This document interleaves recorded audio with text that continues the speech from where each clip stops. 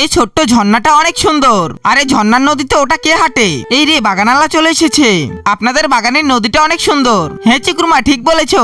আমার আসলে সোতালা নদীতে থাকতে অনেক ভালো লাগে, আর ঝর্ণার পানিগুলো স্রোতের সাথে বয়ে চলছে। এখন শুধু সুযোগের অপেক্ষায়। আরে আরে ওই মেয়েটা এখন আছে। আন্টি আমি আসলে নদীকে অনেক ভালোবাসি, দেখেন এটা অনেক সুন্দর। হ্যাঁ আমাদের নারকেল বাগানের নদীটা আসলেই সুন্দর। মনে হচ্ছে বাগানের মালিক বাড়ির দিকে যাচ্ছে। বুড়ি মহিলাটা বাগান থেকে যাক, তখনই আমি নারকেল চুরি করব। ততক্ষণে কচুর পাতা দিয়ে আমি নৌকা বানানো শুরু করি। ছোটবেলায় কচুর পাতা দিয়ে নৌকা কত চালিয়েছি। দেখো দেখো স্রোতের সাথে আমার নৌকাটাও ভেসে গেল।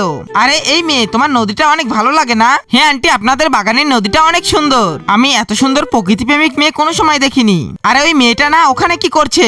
বাগানালা এতক্ষণ বাড়ি চলে গিয়েছে, এবার এই নারকেলগুলো বস্তায় ভরে তাড়াতাড়ি লুকাতে হবে। বুড়িটা যখন তখন আবার চলে আসতে পারে। হায় হায় এই ছিল মেয়েটার মনে।